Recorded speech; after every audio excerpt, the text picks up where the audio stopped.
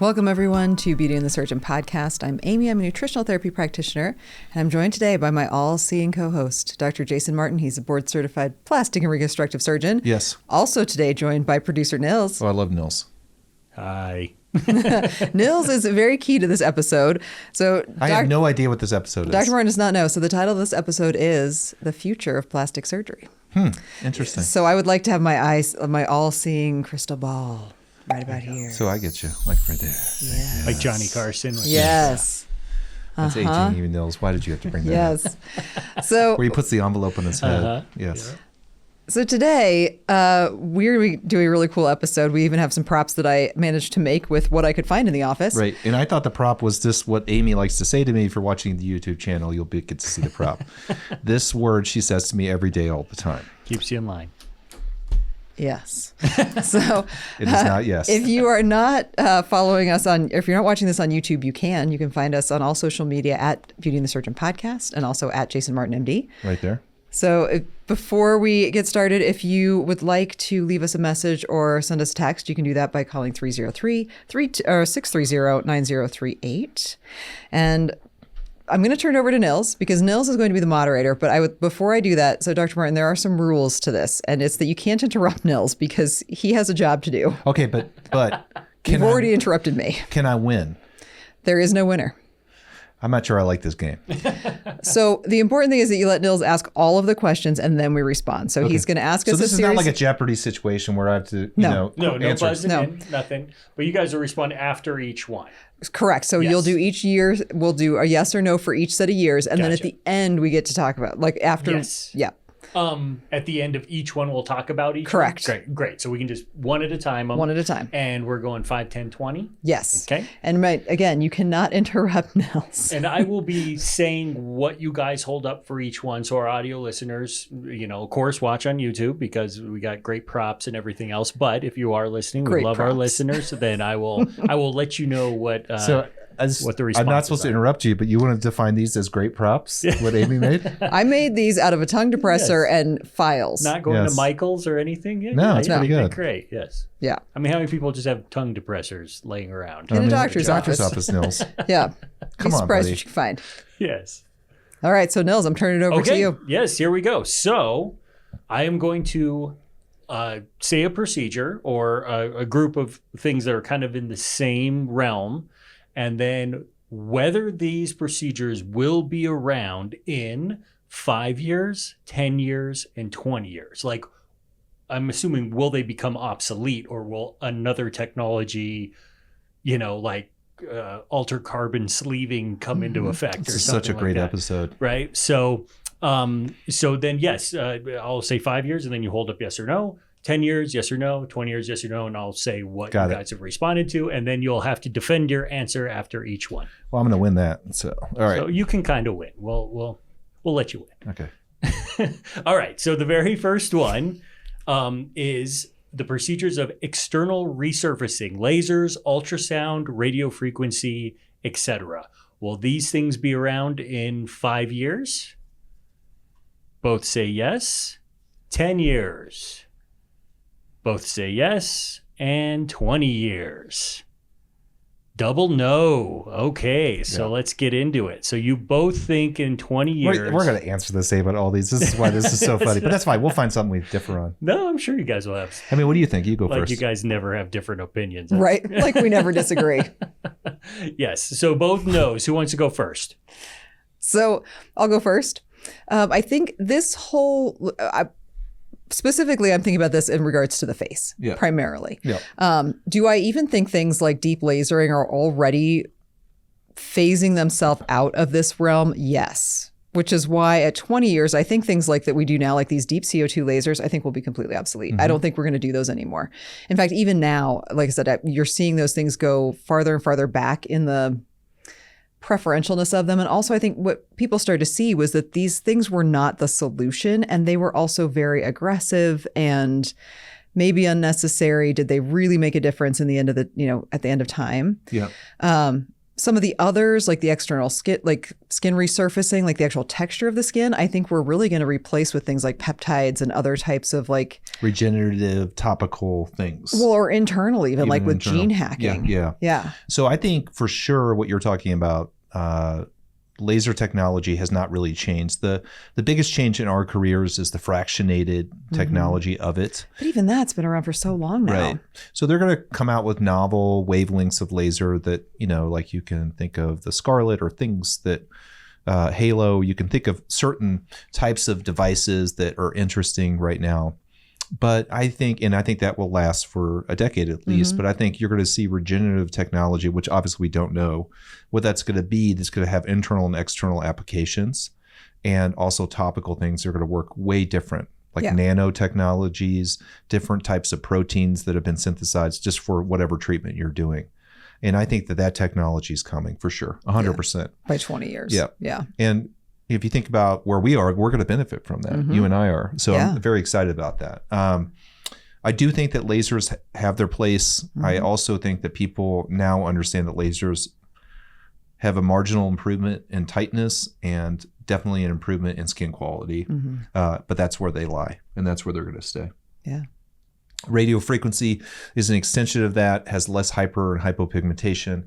There's more devices that came out. The one that everyone always talks about is Morpheus, and there's different types of radio frequency. Well, and just tons of microneedling too. And microneedling too. Well, even Halo, I mean, that's, or Opus, those are all. I think the holy grail for things with the skin is something that's topical that can penetrate actually get into the cell in the nucleus and actually change things. Right, that actually remodels rather than having to napalm it. I mean, that's what we're really doing now with these, with like lasers, and that's why I think lasers are probably at the top of the top of the not going to exist anymore list. Right. Whereas these other things might still exist in some realms because, it's like aerating your lawn. Like, is that still going to exist? Yeah, even though you have fertilizer. Like, Amy, my lawn's getting aerated tomorrow. Okay. What day is this? May 15th. Yes, May 15th. Yeah. So, I think I like, we are in agreement on this. I love it. Great. Yeah. Okay. All right. Love it. Okay, here we go. Next one. Botox and filler. Oh, such a good one. All right. 5 years? Both say yes. 10 years? Okay, yours is kind of sideways. Amy. I'm a maybe. Oh, that's a maybe. That's a maybe. All right, you didn't tell me there was maybe rules. Okay, so Dr. Martin says no, and Amy says maybe. So 20 years, I'm taking no for both. Okay. Yeah. So I'll start in this one. Amy's right. It's like a maybe. Botox has been around since the late 80s. People don't really realize that. Listen to our episode about Botox. Great Botox episode. Love it. And we talk about where it was founded, which was like Pillow Talk. Do you remember this story, Amy?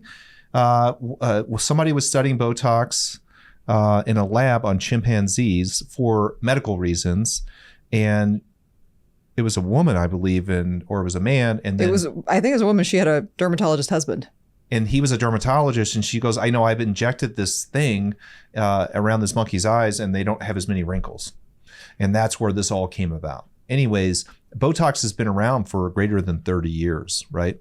Botox is prevalent everywhere. These neurotoxins have penetrated so many parts of the market, both medically and aesthetically. Yeah, but therapeutic. I feel like the tide is turning. I feel like there's more neurotoxins coming out. And I think that there's going to be some big changes in the next 10 years. It'll still be here in 10 years, but it's going to be a lot less promoted. Yeah, and I specifically with me at 10 years is where I think we won't see as much filler. And that's where I'm like the maybe. I think Botox in 10 years will still be definitely used. The filler for sure, yeah. Filler, I think in 10 years will hopefully be even more on the way out. By 20 years, I think probably both of those things will be gone. For the same reasons we talked about before, I feel like there's going to be better ways of not only maintaining skin integrity, but of maybe permanently making changes to the way some of these muscles fire. And then also for volume loss, there's going to be better options, things that involve your own tissue, recombinant technology, fat that's been preserved. There's already stuff like that out there. You can get cadaver fat and actually use it that's been washed of its identifying kind of protein. So there's so many different options that I think are coming down the line. Yeah, which are exciting. Again, those are things we'll benefit from. Yeah, I haven't had Botox in forever. I'll maybe say maybe at 10 years, but definitely 20 years. I think it's going to be something totally different. Oh, absolutely. And medical things don't run a 100-year span besides antibiotics. Like, so if Botox came out in late 80s, And now we're 30 years out. You got another 10 to 20 years. I mean, that's going to be replaced 100%. There's going to be a huge shift in this field. And that's what's crazy. I have this conversation a lot with people that own aesthetic offices, and they're so focused on Botox and fillers. And I was like, well, because they're a cash cow right now. Right. But I was like, you should really think about the future also. Because if you're 80, 90% Botox fillers and the future changes, you're going to be playing catch up. Yeah. Ride that wave for 10 years. Good question, Nils. Yeah. I love it. All right. Did you come up with these questions? No, these are all Amy. Nice. I guess they're good. She just listed all the procedures you guys do. So, I mean, not to take credit away, but No. All I did was provide the outline. and I just put them in a list. Yep. Yeah. All right. So the next one is an eyelid lift or a Blepharoplasty. Yes. 5 years. 5 years, they say. Amy, yes. Dr. Martin, yes. 10 years. I'm going to say yes on that. Both say yes. And then the big 20. I'm going to say no, even though it's going to be yes. Yeah, I'm going to say yes. I'm just going to be a contrarian. I knew she was going to say yes. Okay. Just to have, you have a little discussion. Well, and here's why. Yeah. And this is where we brought up that like we will benefit from some of these things, but at some point, the tide has turned for people at this point that in 20 years, you may not be able to regress to the point where you don't need it. Whereas I think you may be able to prevent the need. Yeah. See, I don't think that technology is going to be around in 20 years. That's why I'm hedging. But I know what you're saying. Yeah. Right. And so you could say that for all surgical things related to loose skin and soft tissue, which is everything we do. But I think eyelids specifically are amenable to novel technologies that could really make a big difference. And also it's just a small area that maybe you would have ability to inject something or do something or have some peptide or something topical that could contract that skin down or tighten it up without having to remove it, for sure. Secondly, we talked about Botox and fillers, things last 50 years. The first recorded Blepharoplasty, we've talked about this before, was Avicenna in the 10th century in Persia. Yeah. And he put 2 reeds on someone's skin and bound it together. The Canons of Medicine was written in this book they found, apparently. I didn't read the book because it's not written in English, but so that surgery's been around a long, long time. And so stuff like that is really applicable for a long period of time usually is not going to be replaced. But I definitely think the eyelids specifically are prone to having something novel happen. Yeah, I agree. And I think the size of the area, you really hit on something. Because like you said, we're going to cover a lot of these things. Our answers might be similar for every area. However, that's why I broke them up the way I did, because with the eyes specifically, breaking them up from the rest of the face, I think is important because they are different. Yeah. Yeah. Yeah. All right. Awesome. Well, speaking of the rest of the face, face, neck, and brow lifts. 5 years. Yeah, that's going to be around. Yep. Yes on both. Yes. 10 years. Yes on both. And 20 years. I think yes. All right. Everything. All we're right. going to say the same stuff. I mean, we've been working together way too long. We're basically the same. We're like a chimera of one person. Okay. Hive mind. I like it. That's how a good office runs. Aim's son. Yeah. So. Yeah, these aren't going away. Right. These are not going away. So number one, the ability to stop aging is not going to happen in the next 20 years. Yeah. So that's the main thing. Secondly, the ability to take large areas and not have the skin be loose and have sun damage is not going away in the next 20 years. So you're going to have these surgeries. Newsflash, it's not going to be a deep plane facelift. I'm really sorry to say that to everyone watching this. It's going to be something different and better. Facelift technologies and techniques will continue to improve. Combination treatments, maybe with volume enhancement in really novel ways, is going to continue. And, hopefully we'll continue to have new devices that we can use with the stuff too, but the surgery is not going away. Yeah. And I piggyback on that just with what I said before with the blepharoplasty is that the ship has sailed. So if you are 40 and above listening to this, you're going to want a facelift when you're 60 because the damage is done. Somebody turned your clock over 20 years, 20 years past. The sands of time. They are drifting. The other thing too, I think that as we see perhaps longevity people living perhaps longer. I was going to say that. I think face and neck lifts are going to be more common in 20 years because people are going to be living longer and be more healthy. Exactly. And I think that's maybe what would surprise people to hear. If you're 80 now listening to this, like perhaps your lifespan 100 years ago would have been 80. And now your lifespan, perhaps your health span might be 110. Yeah. So, or 120, 140. I mean, as we age longer, healthy. I'm going to have to change around my practice if I'm operating on 120-year-olds. Well, again, how old would you be in that situation? Would you still be healthy enough to work? And this is where we have this conversation. Oh, it's Sheila. Sheila, if you're listening, tell us what you think about the future of plastic surgery. Oh, she was the Gattaca Sheila question? McClurley, yeah. Is she also the one that her breast bumped into everything when she came in the door? Okay. Different person. But, I think that is, you make such a great point, with people living longer and you still want facelifts. Yep. Yeah. Yeah. I like it. Yep. And Sheila was the Altered Carbon. Yes. Sheila watched She spawned me to rewatch. I went back in. Was it good? It's a really cool show. I really like it. It's an amazing concept. Yeah, it reminds me of 80s action because it's a little cheesy and all that. So I have a real sweet spot for that. So we've been exposed to some kind of has a little good Total stuff, Recall feel to it. Yeah, it's kind of like that kind of, like the action parts are so macho action. Like even all the female characters, which are like the best characters, are even more macho than the men are. So it's like, it's a great, but just all the concepts of re-sleeving and what that would do to you mentally and all that. It's good. It's been a good rewatch. So. All right, getting back into it. Here's an interesting one. Liposuction. 5 years? Yeah, for sure in 5 years. 10 years? I'm going to say maybe. Maybe on Dr. Martin, yes on Amy. All right, 20 years. I think still yes, but a lot less common. How could you remember, you did maybe for 10, but yes for 20? It made a resurgence. Yeah. I'm predicting it. It's a totally different type of liposuction. So maybe. How about that? Maybe. Okay. I'll say that, yeah. And Amy, you were no at that last I was one, right? no in 20 years. Okay. Yeah. Discuss. Yeah.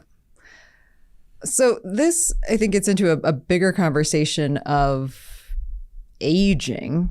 And this is why I think your maybe is actually correct. In fact, I would go so far as to say yes, because there are going to be circumstances, again, going back to like where we are right now as people. Well, there'll be people who still need liposuction in 20 years, perhaps, but not to the extent that they need it now. And a lot of this, I am hopeful that as a human race that we manage, we learn to actually eradicate things like diseases, things like obesity become eradicated. But if you could be not obese.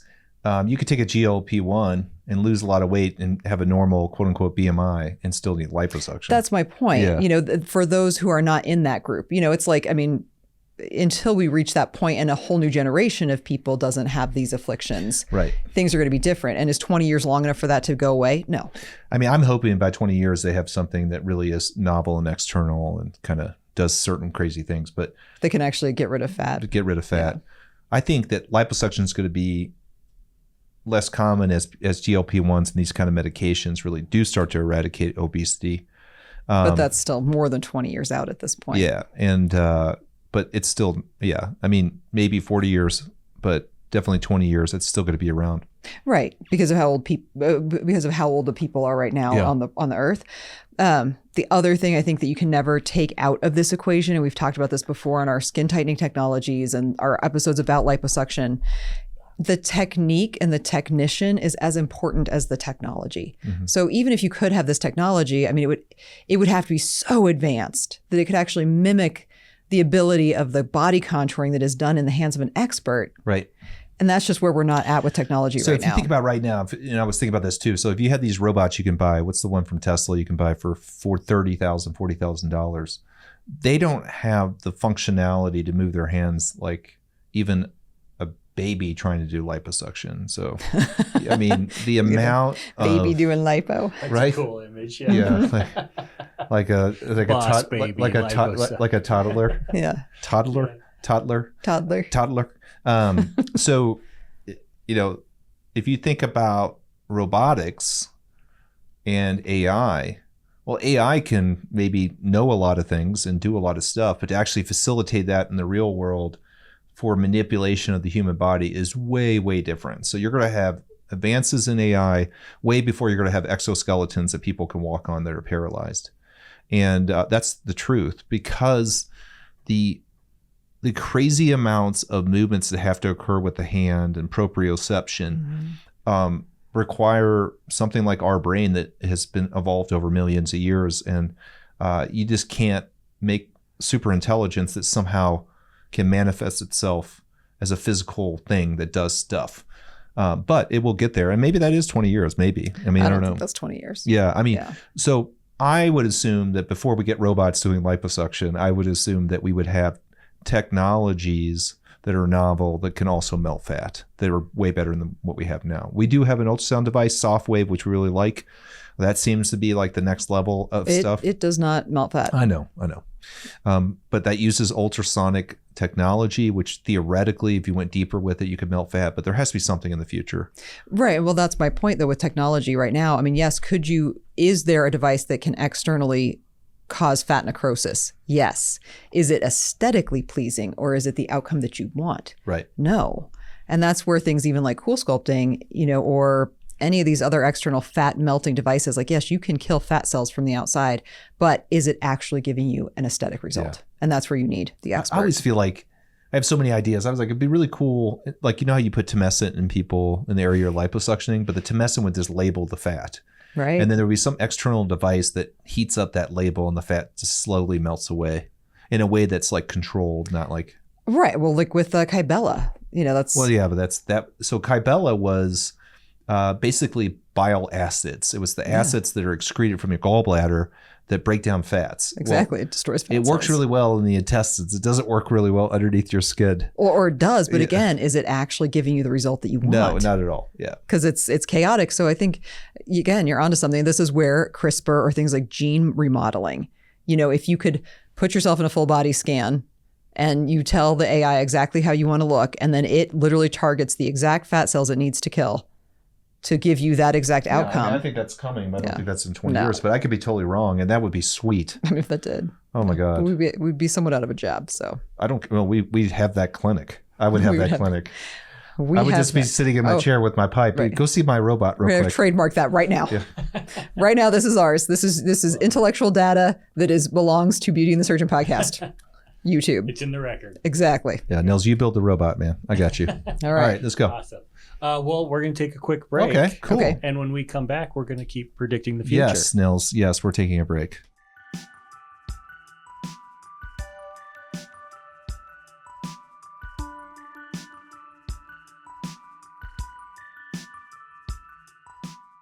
And we're back, and I've hijacked the podcast and asking Dr. Martin and Amy what procedures are going to be around in 5, 10, or 20 years. You guys ready for the next one? Yes, we are, Pat Sajak. We are ready. I'm Ryan Seacrest, dude. Okay. I'm not that old. Okay. All right, so the next one, body lift, skin removal following weight loss. 5 years. Yes. Yes. 10 years. Yes. And 20 years. Yes. Those were quick responses. They're pretty solid about this. Yeah. Discuss. So I think. I'm sorry. This is also including brachioplasties and thighplasties. So anything on the any surgery after massive weight loss. Yes. Any kind of major skin removal. I actually think that you're not going to have a technology in the next 20 years that tightens skin enough, because you're talking about almost feet of skin and soft tissue. Removes skin. Yeah. And I think that what's going to more likely happen is people are not going to become obese. Right. But that, again, is way more than 20 years out. Right. So meaning that you won't have obesity. So you won't have this plague of, which is it's a generational thing of obesity. It just won't exist in the future. I mean, but you're talking about 30, 40, 50 years down the line. Well, because the people who are obese right now, or who are using GLP-1s, I mean, I think over the course of the next 20 years, these surgeries will become far more common and prevalent because of the massive weight loss. I totally agree with that. They'll peak before they I think we haven't even hit. Not even close. Yeah. Because these are still, I mean, you think about it, GLP-1 medications, I mean, things like liraglutide have been on the market for a decade or more. Right. However, they've not reached this broad population. And also, there are going to be far more powerful things that come up. So like Dr. Martin said, eventually this disease of obesity will be eradicated from our species, potentially. Will be theoretically. I mean, in like that, the ethical part of this, first world versus third world countries and resources and stuff like that. If you just take it theoretically speaking, if you have medications that can literally stop obesity from happening, or gene editing, so that's going to really change everything. And the idea of obesity, comorbid conditions like diabetes, hypertension, and heart disease, and then also aging and the results of aging, bone loss, muscle loss, and cognitive changes like chronic neurodegenerative diseases. If you can stop the first and then slow the second, you drastically change the human experience on this earth. And then we talked about this before, you open up a whole other problem, the which ethical side of things. or the resource part of it too. So, well, who gets these things? That's or how are we going to support all these people that are super healthy, that are now living 240? Right. Because in reality, historically speaking, the earth is big and people don't live long. And so also people that don't live long pass on their genes quickly, die, and then more genes come on. So you get a quicker evolution and you change the whole dynamic of us on this earth. So it creates in some ways a dystopian effect. But I do think it's our job, no matter what, is to cure diseases of old age and diseases of obesity.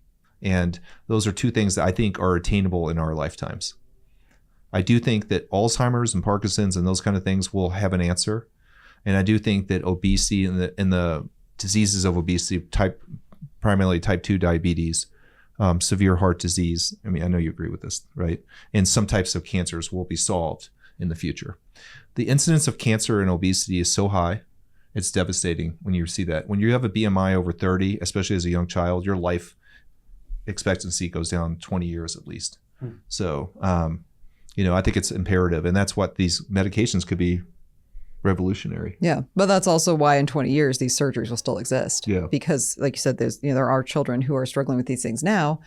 Hopefully, there will be something that kind of can stop this progression in its tracks, but they will still likely want this excess skin removed because the technology will not be advanced enough to actually remove skin at that point. And of course, those are the hardest surgeries. Why can't we get rid of the hard surgeries? And I can just do blepharoplasties all day long. Like body lifts are so much work. Yeah. You know what I'm saying? For us physically. And go back and listen to our brachioplasty episode. Like those are not, those are complex. It is a lot of work. Yeah. Good question, Nils. And that one was, around weight loss, but there's also, we talk about patients who just genetically have really lax skin and they're like perfect, they've never been overweight. Never been overweight. And then they come gravity. Like, what's going on with my arms or gravity. else? We aren't stopping pregnancies. Yeah. Well, there you go. Exactly. Yeah, exactly. We'll have just little babies in the future. Everything's done in a pod. Yes. No, I mean, there's going to be pregnancies and always going to be loose skin. Yeah, always loose skin. So that's not going away for a long, long time. Cool. Oh, okay. This one's interesting too. Gastric bypass surgery. 5 years? Both yes. 10 years? Both no. So of course 20 years they're both no.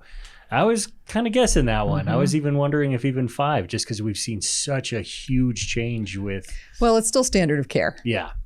So standard of care takes a long time to change. Yeah.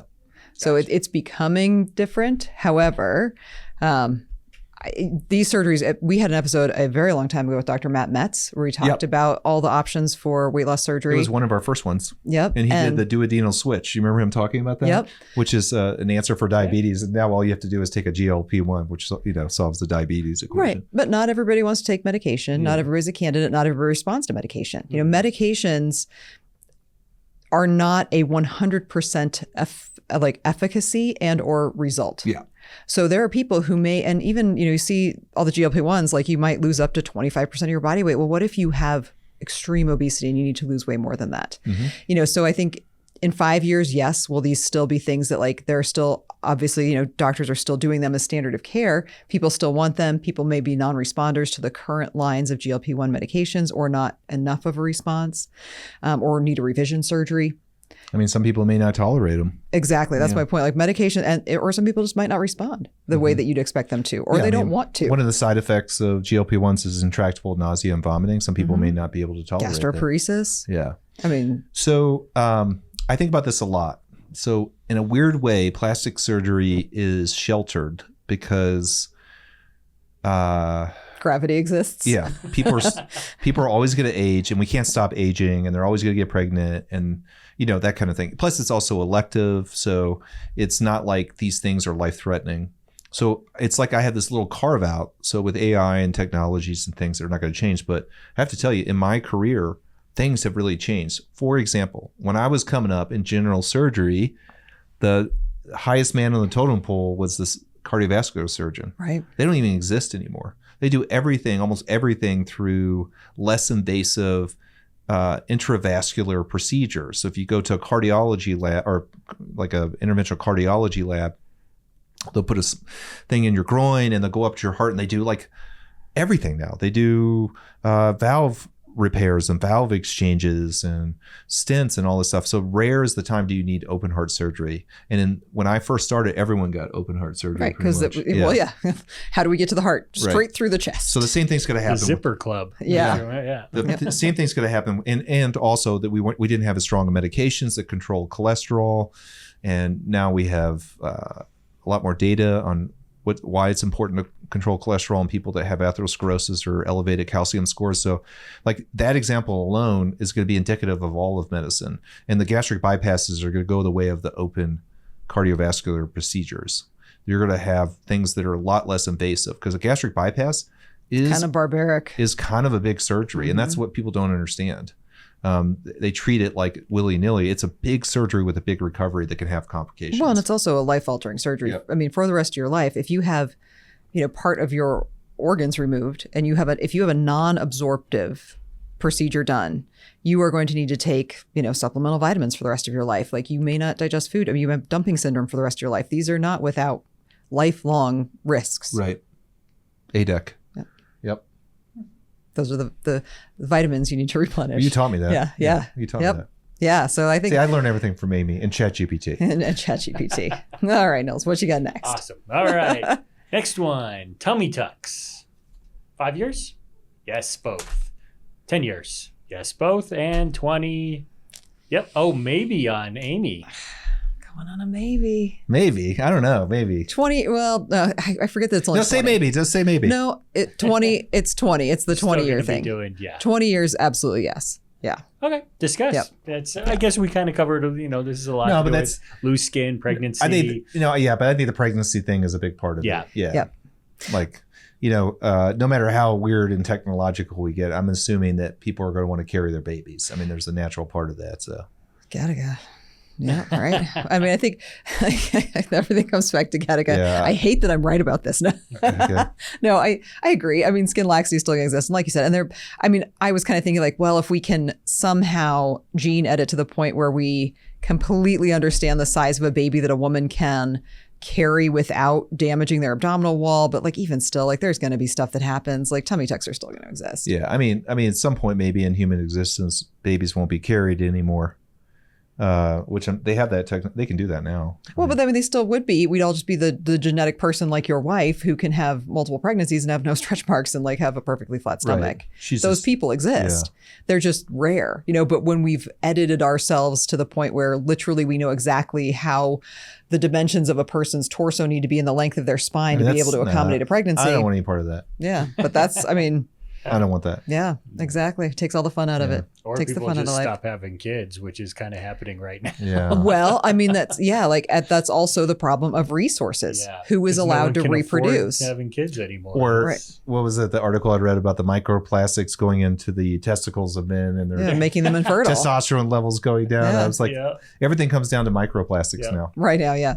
But I think that's also a good point. Like if we have become a world where people do have a very extended lifespan, at some point you have to restrict how many people are on this planet, so the ability, the gift to reproduce, Gattaca, becomes restricted.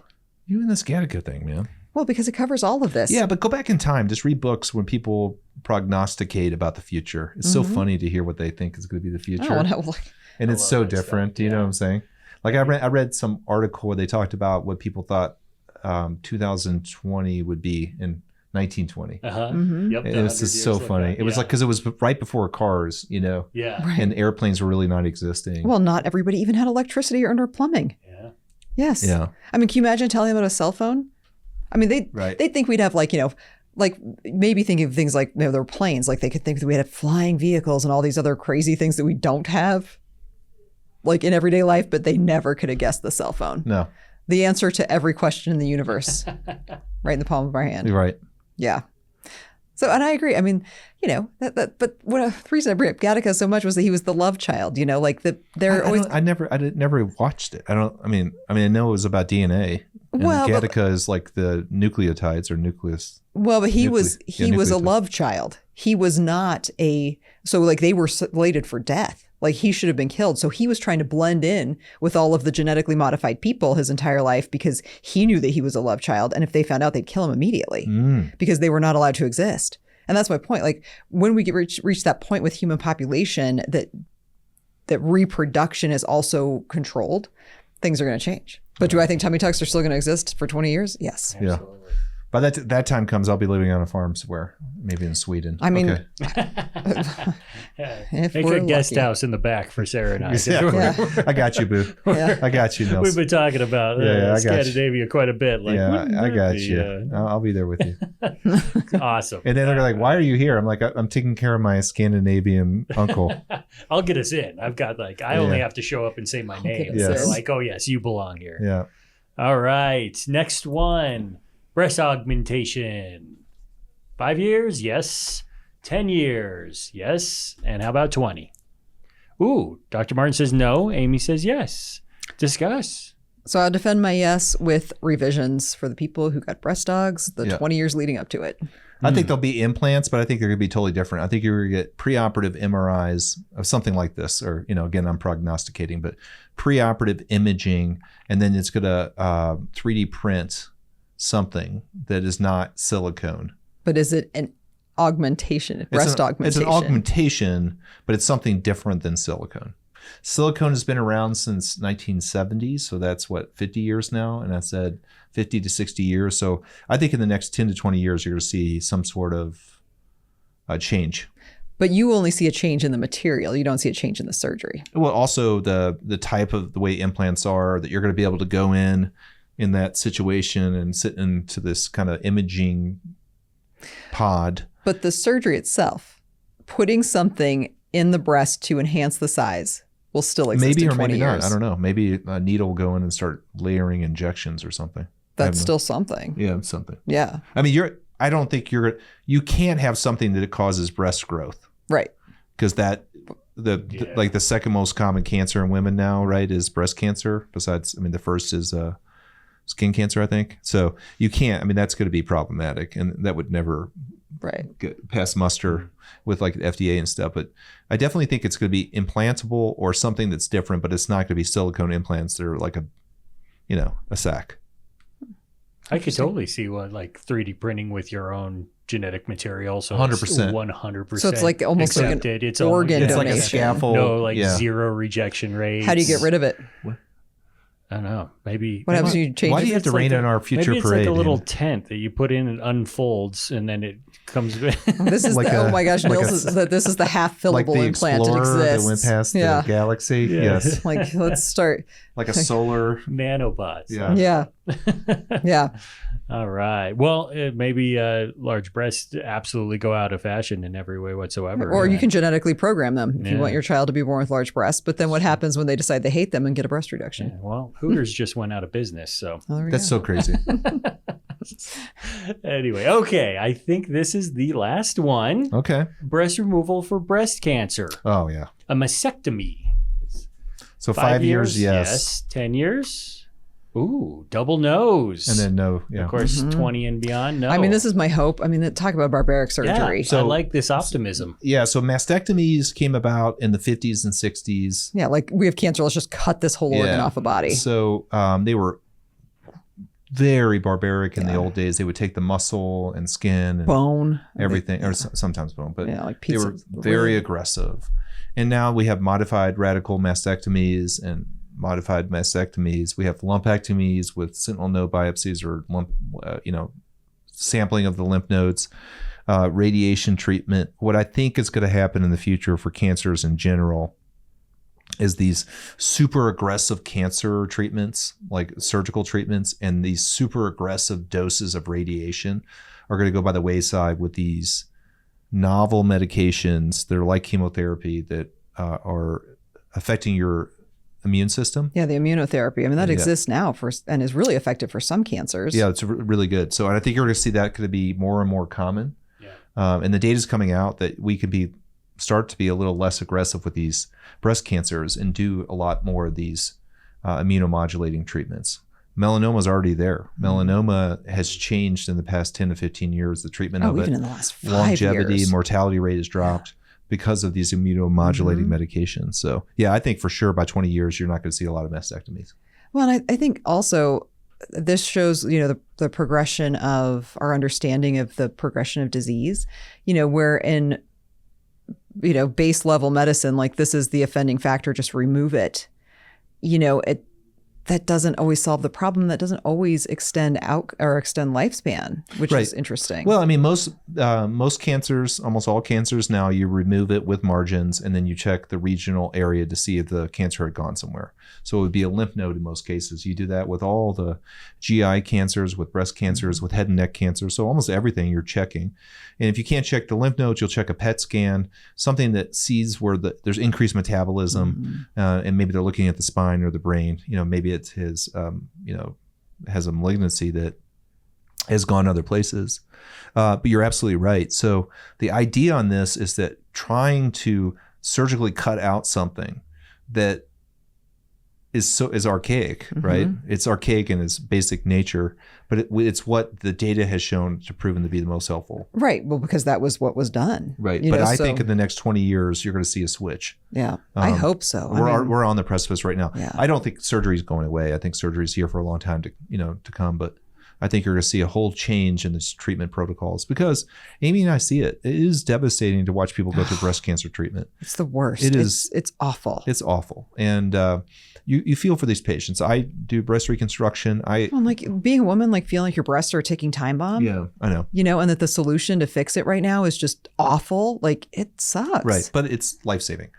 So yeah. It's life extending. Yeah, exactly. So, I mean, that's what you have.